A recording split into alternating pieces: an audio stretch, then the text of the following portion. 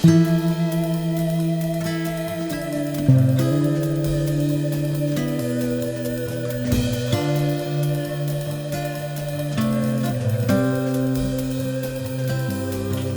ما حد يسمع معايا يا شباب. وسعوا وسعوا. حاسب تنقل.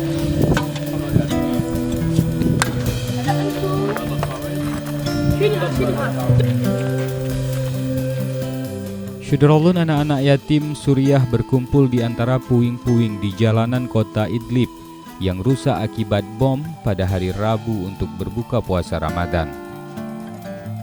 Setiap malam seorang imam Suriah bernama Ahmed Al-Qasir secara sukarela menyediakan makanan berbuka untuk anak-anak yatim sejak hari pertama bulan suci Ramadan. Anak-anak tersebut menjadi yatim piatu setelah kehilangan orang tua mereka akibat serangan udara yang brutal dilakukan oleh rezim Assad dan sekutunya di Idlib.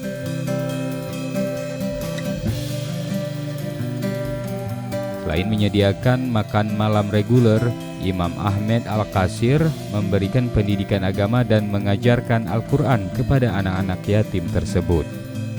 Idlib dan daerah sekitarnya Syudralun adalah rumah bagi sekitar 4 juta warga sipil yang ditetapkan sebagai zona deeskalasi pada Mei 2017 sejalan dengan kesepakatan sebelumnya yang dicapai di Astana antara Turki, Rusia, dan Iran.